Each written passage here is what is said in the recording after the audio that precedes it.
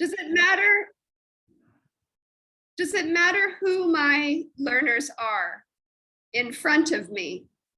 Even if I have 100 plus learners in front of me, we need to find ways to try and get to know them, because of course it matters who they are and what they think about and where they want to go in their lives. Identity is multiple. We have many identities. I'm a teacher, I'm an aunt, I am a student, a lifelong learner. You know, we have multiple identities. Our professions, our relationships that create these multiple identities. And our learners have multiple identities as well. Our identity is always a place of struggle. It is not easy to come to understand what our identity is. Sometimes it can be a lifelong journey. And especially during that pivotal moment of adolescence, identity is a big struggle, as you know, when learners are trying to identify who they are. Identity is always changing across time and space. After this session, you will be different than you were when you came in. Every minute is a possibility to change and become a new person, a new identity, a new aspect of ourselves that we didn't know was there. So how do we create learning contexts that engage our learners? To help them discover who they are and to help them imagine who they can become. Identity also involves those important moments of imagining our futures as bilingual, multilingual speakers, to be fluent in English, as members of multiple communities, and connected to our communities through our participation. All of that is identity. Agency is about autonomy. It's the freedom of the learner to decide what his or her identity is. The teacher cannot decide. It is not the teacher's choice to decide what the learner's identity is, even though in the classroom, we like to control situations. And so we need to ask ourselves how we can let go of the control, because the control allows learners to be quiet, to be shy, to not express themselves.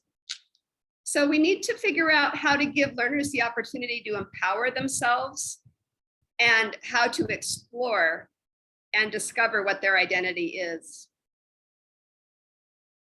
Voice is our voice. The speaker is the author of his or her own voice. Luckily, that is, a sacred rule. You cannot put words into my mouth, right? The speaker is the author of his or her own voice. And I love the quote, let me define myself. I'm doing just fine with my own identity. So how does our curriculum allow for learners to construct their identities during second language acquisition? We are in the process of constructing our identities. How do our classrooms allow learners to be the authors of their own voice? So these are the really important questions of this session. And certainly we can't answer them in an hour's time, but I want to, you may already be familiar with these concepts, but we're here to sort of look specifically at the context of our EL classroom. So what is poetry? And that's the third thing that we're going to do today, is see how we can use poetry to engage our learners, to construct identities, and to use their voice. So I want to ask you how you use poetry in your classroom. And I'm going to stop the share and ask you to write your answers in the chat room to this question. How do you use poetry in your own classrooms? And if you don't use poetry, then you can simply say in the chat room, I don't use poetry, right? But what have you tried? What kinds of things have you done with poetry? So just take a moment to write your answers in the chat room, and I'll try to follow along and read some out.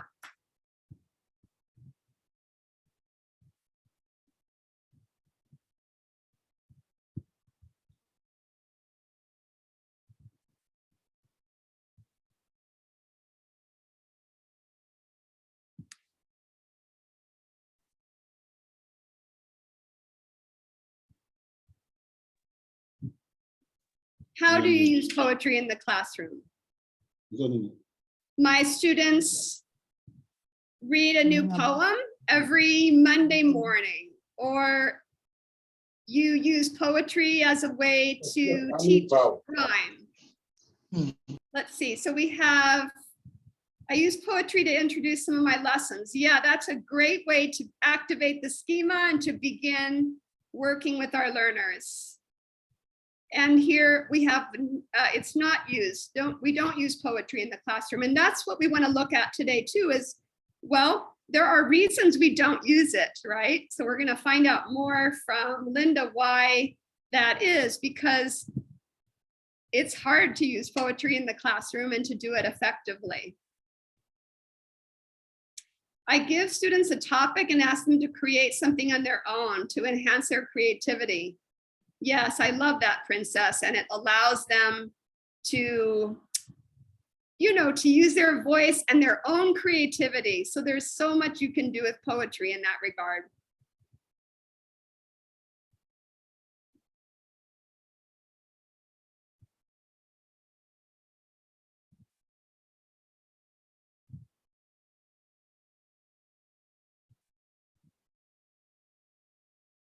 Victoria.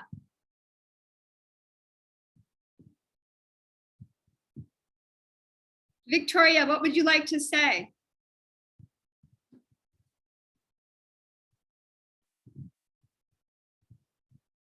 Are you muted still?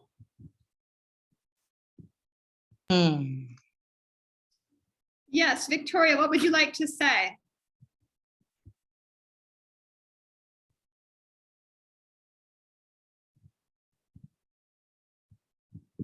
Afwa says, I haven't tried it yet, but I believe it has great possibilities. And it's true, it does. So we're going to, in a moment, continue unless anyone else wants to share something. Victoria. Hello. Yes, Victoria, what would you like to say? I would like to say that poetry is so important in making our learners have critical reasoning, and it at times also draw their minds onto the lesson that you are about to teach. Absolutely. Okay, it's a way for them to think critically, right? And get excited about what you're about to teach. Exactly. Sorry? Yes, exactly. Yes. And Seju says, my network,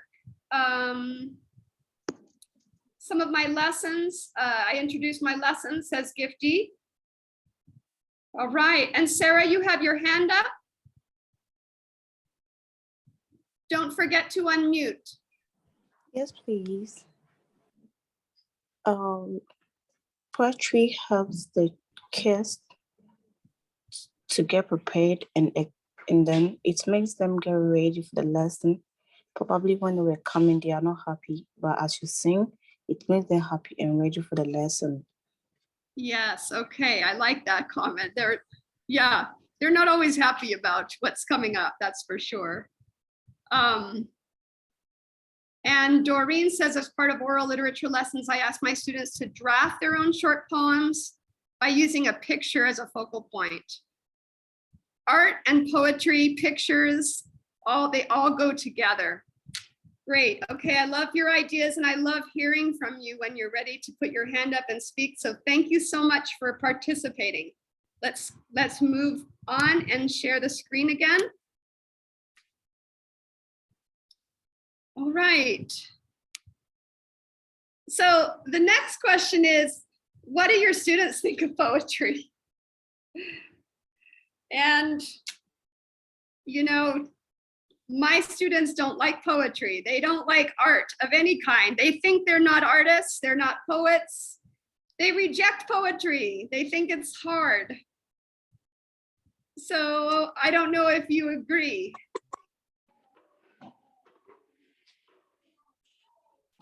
Put your heads down. Yes. If you agree, put your hand up.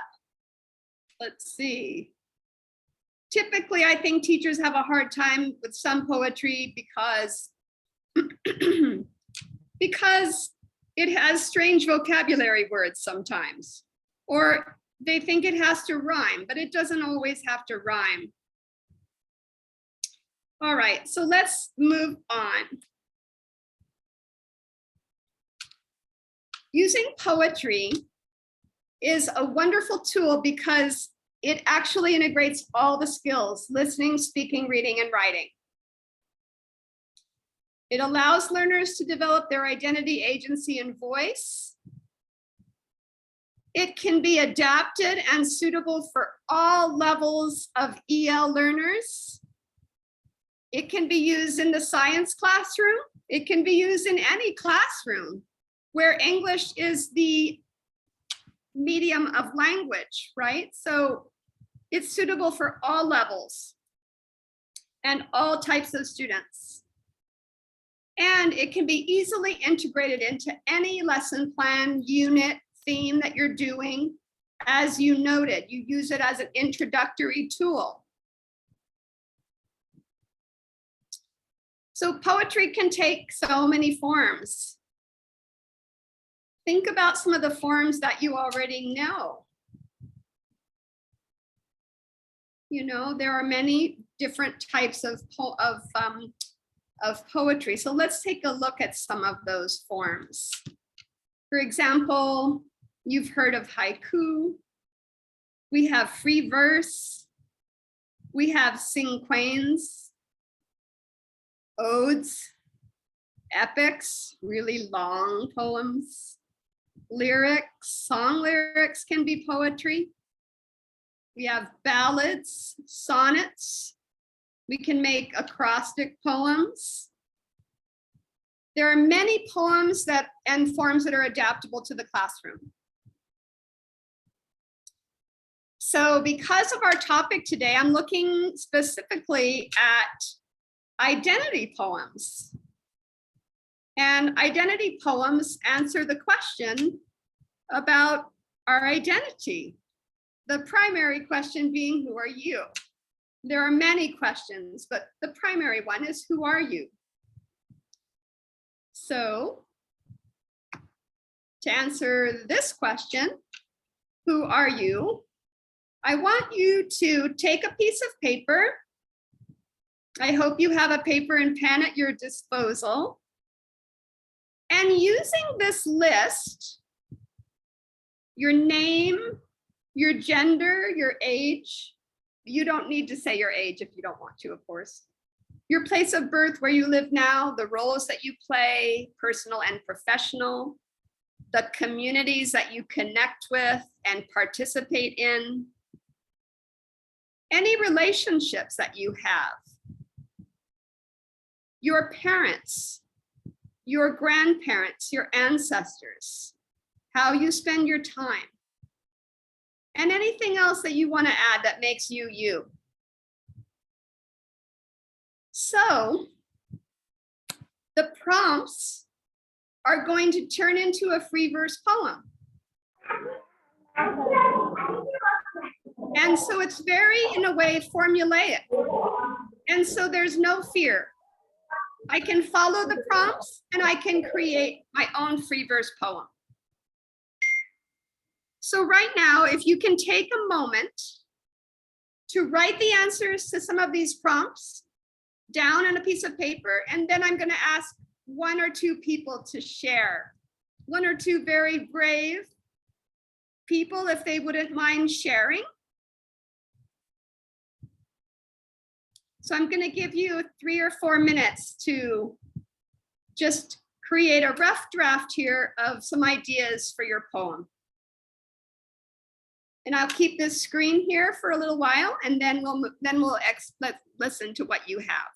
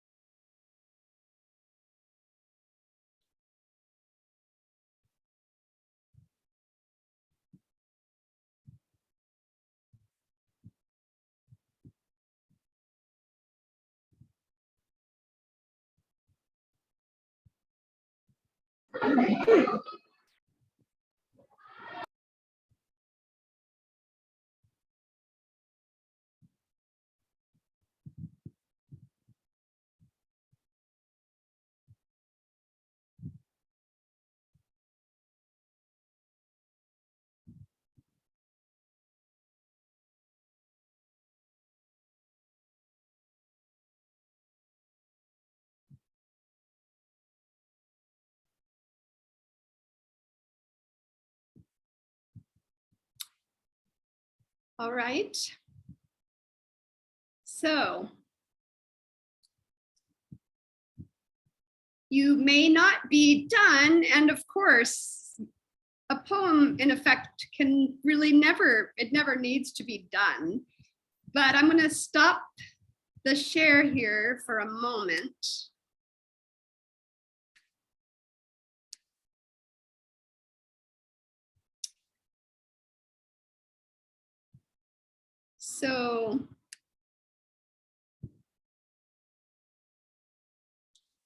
So the process of writing for a moment is uninterrupted when you do this with your students, it's a chance for them to think about the answer to the question, who am I?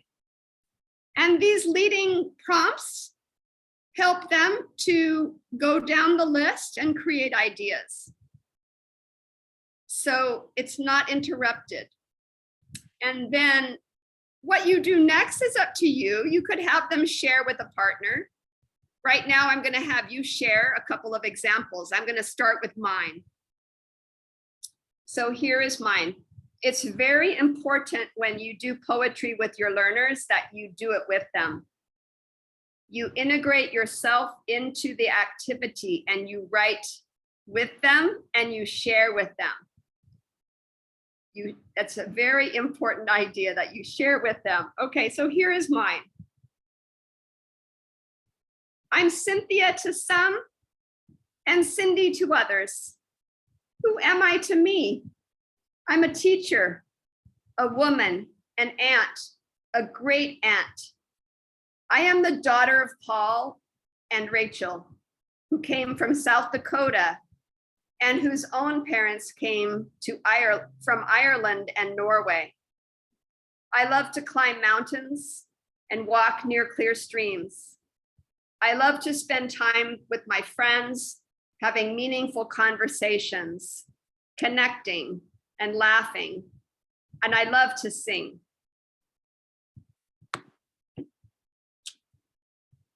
So I didn't finish, but it doesn't matter. So do I have any brave volunteer who would like to share their poem?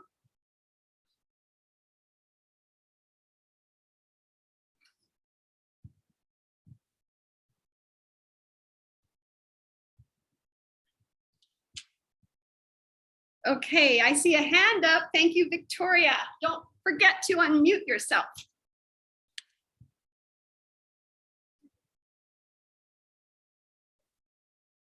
Victoria, are you there?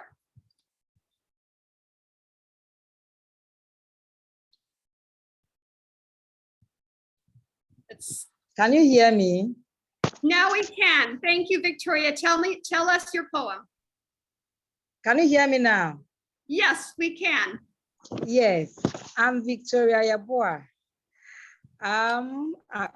As you know my name, I'm a female. I was born in a small town called Jumapo in the Eastern region. I'm a teacher. I like to preach. I like to bake. I like to produce local drinks from fruits and also from other cereals.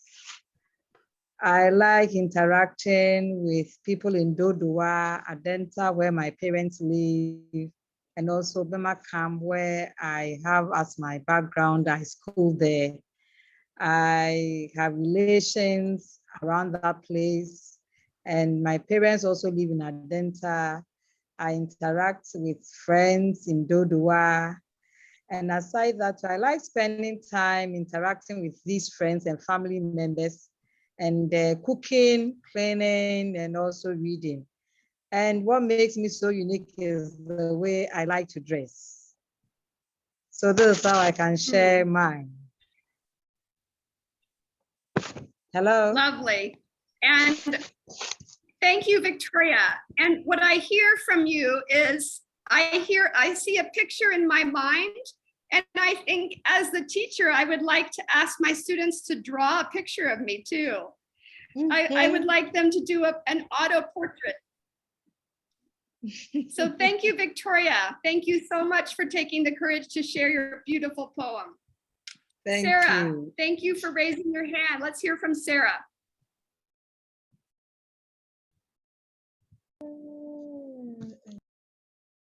Sarah, are you unmuted?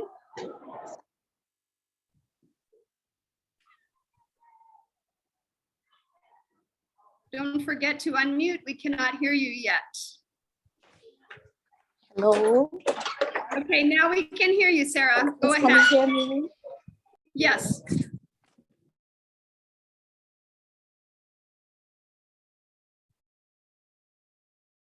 Go ahead, Sarah.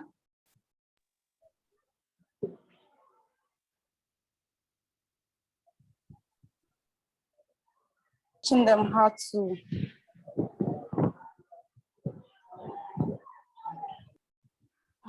to be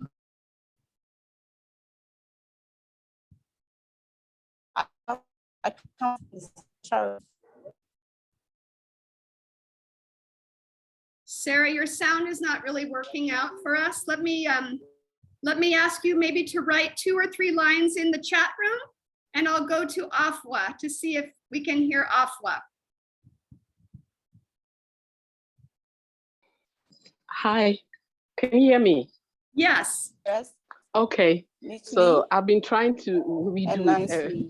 So Thank let you. me just, can I go ahead? Oh, Yes, you go ahead, Afwa. okay. So I started with, if we're born on Friday, you can call me Girl Friday. I was born and bred in Accra and still live here. I love to read, write, listen to music.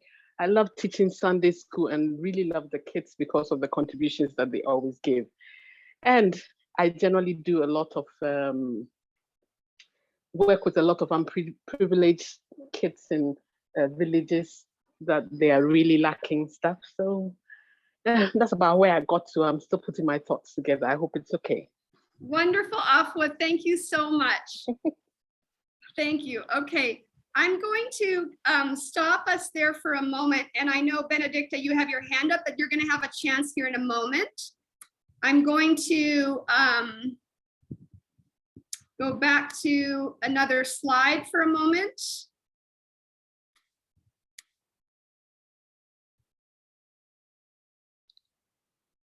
So we can also think about taking our poem deeper. Now, again, you're going to be doing this in several stages with your learners. You have to pace it accordingly, but we're moving along because of our hour session together. But you can think about taking this poem deeper into one of the identities that surfaced while you were writing the poem. So I want you to take a moment to look at your poem again and underline 1 or 2 lines that you like best in your poem. Maybe a line or 2 that surprised you when you wrote it, or a line that you'd like to explore further. So just take a moment to circle or underline a couple of those lines.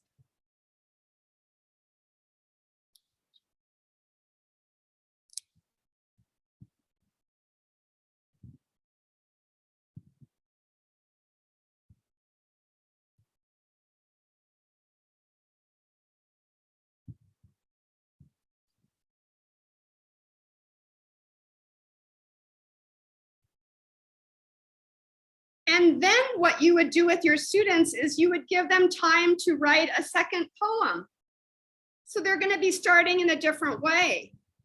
For example, if I said, my parents are from Norway and Ireland, I'm going to start now talking about what it means for me to be the daughter of people who are from another country, the daughter of someone whose parents were in Norway, my ancestors in Norway and Ireland. What does that mean?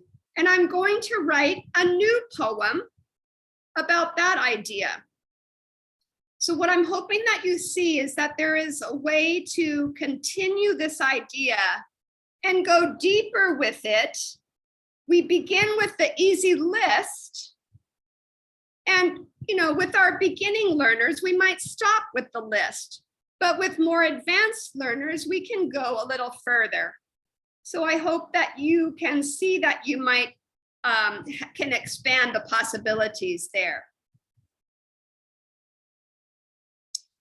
We can also use mentor texts to help our learners engage in poetry that is difficult.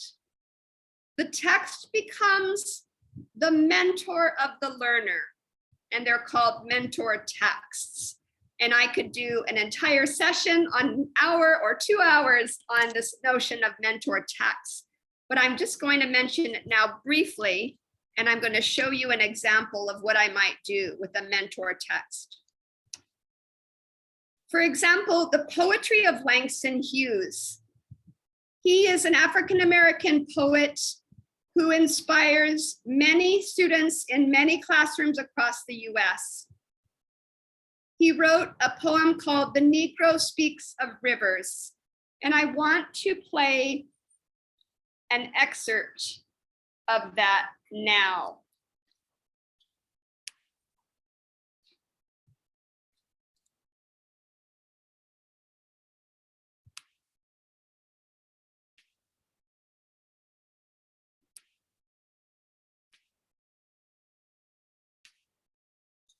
This is The Negro Speaks of Rivers, one of my earliest poems written in 1920, just after I came out of high school.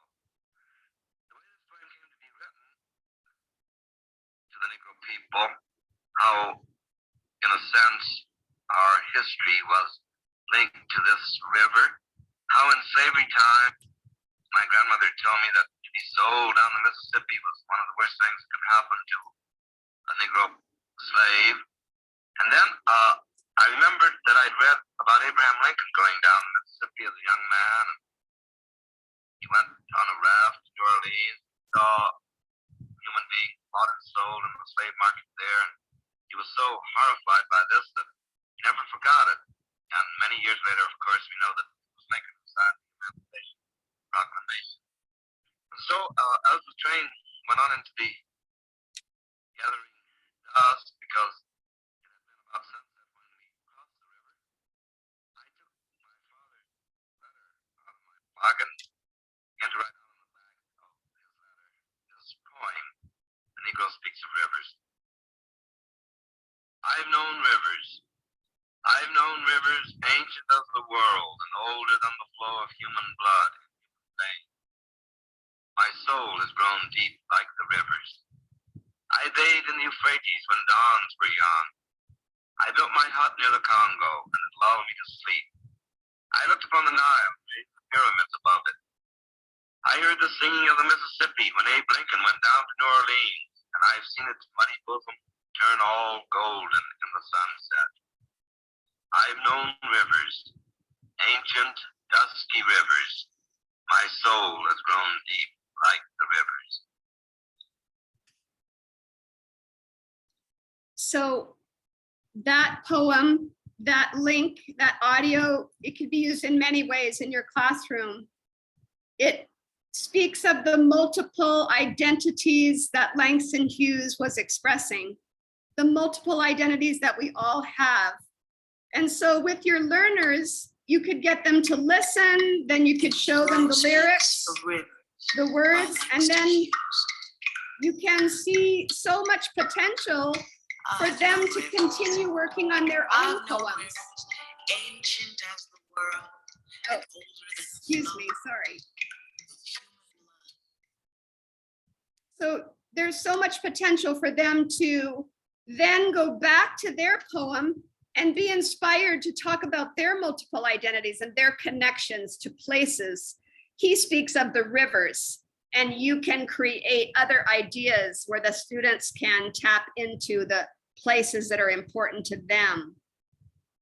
All right, so I have one more example of a mentor text that I'd like to show. And let's see here. And this is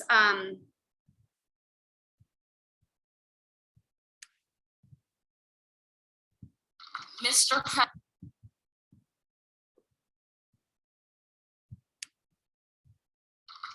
President. Okay, just one moment here.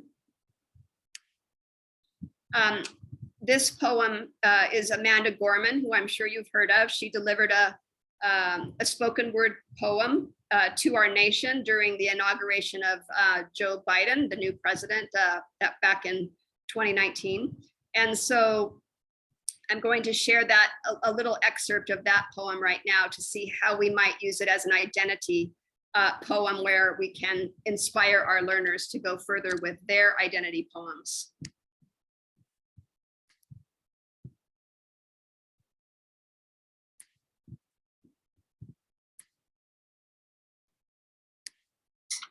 Dr. Biden, Madam Vice President, Mr. Emhoff, Americans, and the world. When day comes, we ask ourselves, where can we find light in this never-ending shade? The loss we carry, a sea we must wade. We've braved the belly of the beast. We've learned that quiet isn't always peace. In the norms and notions of what just isn't always just is. And yet the dawn is ours before we knew it. Somehow we do it. Somehow we've weathered and witnessed a nation that isn't broken, but simply unfinished. We, the successors of a country and a time where a skinny Black girl descended from slaves and raised by a single mother can dream of becoming president, only to find herself reciting for one. And yes, we are far from polished, far from pristine, but that doesn't mean we are striving to form a union that is perfect. We are striving to forge our union with purpose, to compose a country committed to all cultures, colors, characters, and conditions of man. And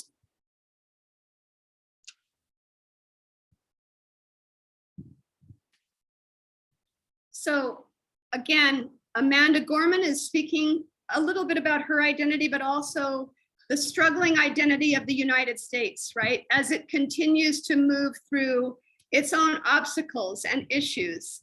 So we can expand our idea of identity to talk about identity of nation, identity of country, identity of place, right? What is my place in the context of where I live? What is the identity of my nation and how do I fit into it? So I hope that those two examples can work to help you understand a little bit about what a mentor text can do to actually direct the learners even further. You see where we're moving. We started with a list of prompts of very basic things, and we can move further into the concept of identity with the mentor texts to help us. So as we go back to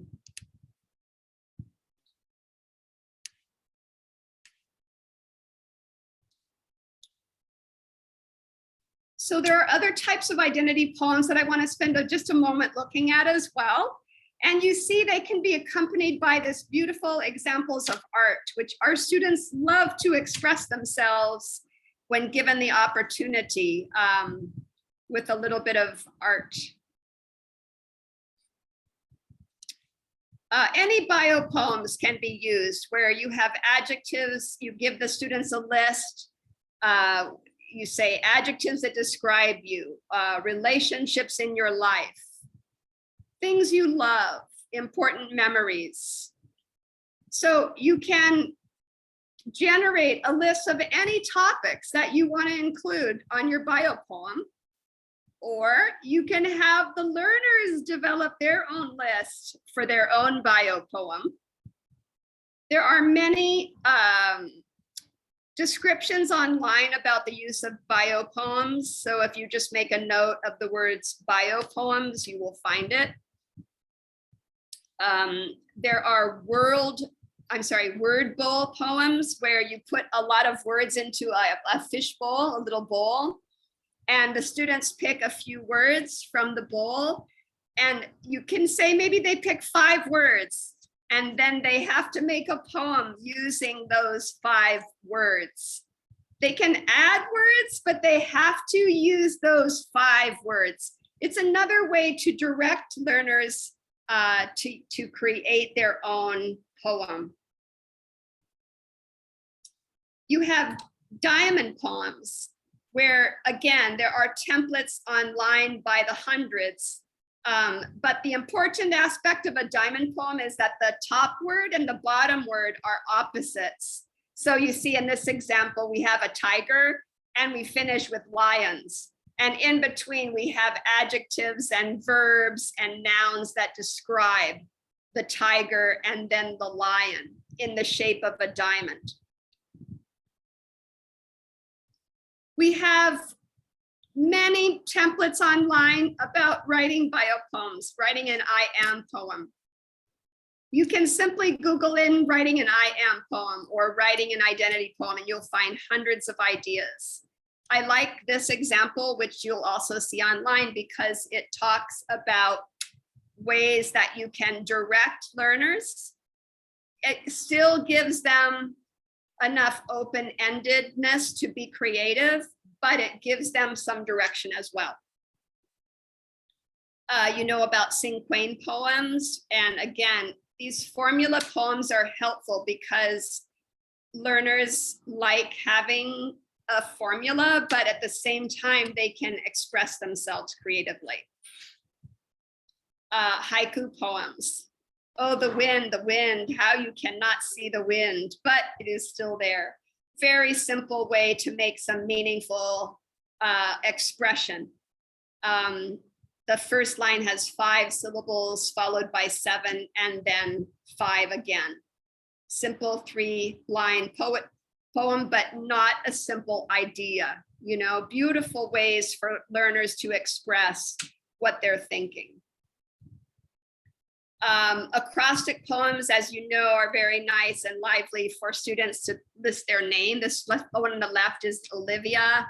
And on the right, we have an example of using a concept like immigration, right? Olivia is outgoing, lively. She spells out her name with adjectives that describe her. And in immigration, we have complete sentences. I came to this country missing my own home, meeting new people, isn't it hard? All of these ideas you can see are, the learners are speaking from their hearts. And that is what we want them to do in our classrooms. There are calligrams, otherwise known as shape poems, where learners can think of a shape and write words that go into that shape. I love the hand because that speaks of our identities. Our hands are all very unique. So I want to end by showing a couple of helpful websites here. And I think that I need to ask Andrew a question at this point. Let's see here. Andrew, I want to give, do you have a list of the emails of the participants? Because it would be great if they could see these lists, or I could type them in the chat room. Which would you like me to do? So we have a list of the participants. We can Okay. share the email with the links. And again, All as right. an added bonus, we can also equally paste it here so they can have it handy. That's if. All right. Okay, so for right now, I want to show you, I'm not going to have time to show all 4 of these, but like Andrew said, we will send them your way, but take a look at this one here.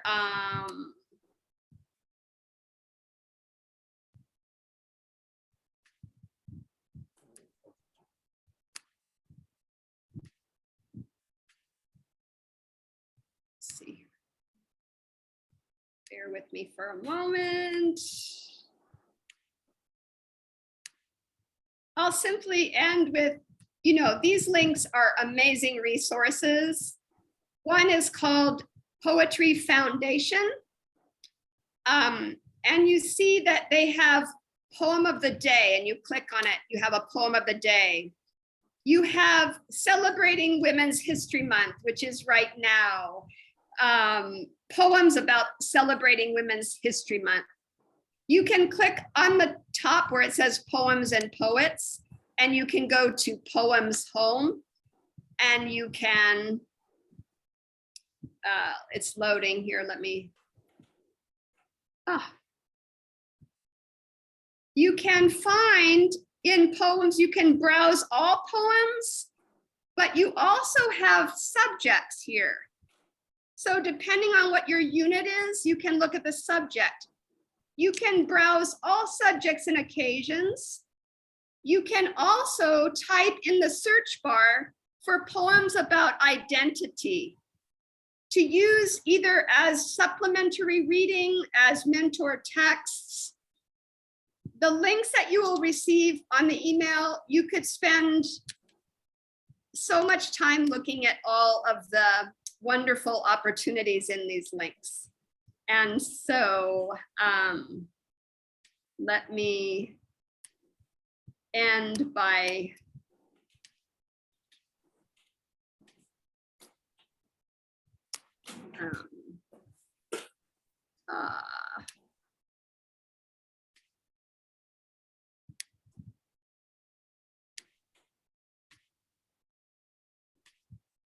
so to end, I just want to say that I do hope you look at the links, but also there's going to be a couple more sessions coming up, and some in April too, but in March we have a couple more. And you know, so please follow up with the embassy about those opportunities. And I know I didn't save very much time for questions, but if you want to take a moment to ask some questions or to talk about what you think, I would love to maybe spend 5 more minutes. I don't know if Andrew, if we are able to do that or not.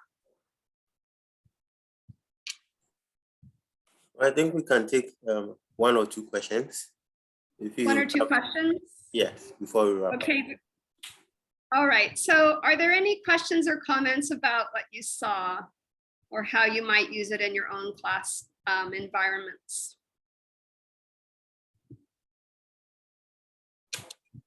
Let's see if there was anything in the chat room here. I think Benedicta is asking if we can use poems to end our classes or our lessons rather. Absolutely. You know, what I love to do is to create something called Author's Chair. It's called Author's Chair. It's the author, and you give time for 3 or 4 students to sit in this really beautiful chair, a special teacher's chair, and they can share what they have written. A way to end class with a poem. I mean, why not? Poetry can be inserted in any part of the lesson, anytime. Let's see. Thank you for your comments in the chat room. And Victoria, do you have a question? You have your hand up.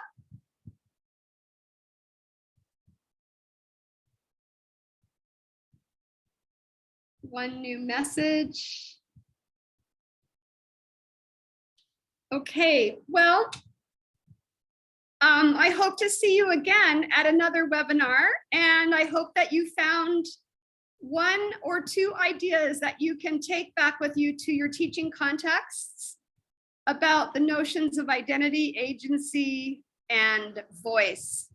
Such important things for our learners to experience and develop. So thank you so much for coming today. Thank you too. Okay. Thank you. So thank you so much, Cindy, for a wonderful presentation. And I believe our participants also enjoyed it. It's been very informative. And as you said, we look forward to engaging you again for subsequent webinar sessions. And to our partner participant, before we wrap up, I would like to introduce you to a resource that, if you are already not familiar with it, that's the eLibrary USA. It's a state-of-the-art digital database with a lot of resources to help you in your research, in your classrooms. It has videos, dissertations, magazines, and I'll entreat you all to sign up for this resource. It's previously was only available for use in our American spaces, but with the global pandemic, we've opened up access to the general public to enable you use the resource remotely. If you are interested, please sign up using the link in the chat box. And please note, this is not a link to the database itself, but a form with which you request access. It should take you about a minute or so to complete, and you should expect your login details within 48 hours of signing up. And that concludes this afternoon's event. Please stay safe. As we always say, wash your hands with soap and running water for at least 20 seconds. Remember to wear a mask in public and also ensure you practice social distance. Till we come your way next time, it's bye from us. And follow us on our social media handles, Facebook, Twitter, Instagram, for more information about virtual programs as well. Thank you so much for making time for us. We hope to see you next time. Bye-bye, everyone. Thank you. Goodbye, everyone. Thank you so Bye. much. Bye.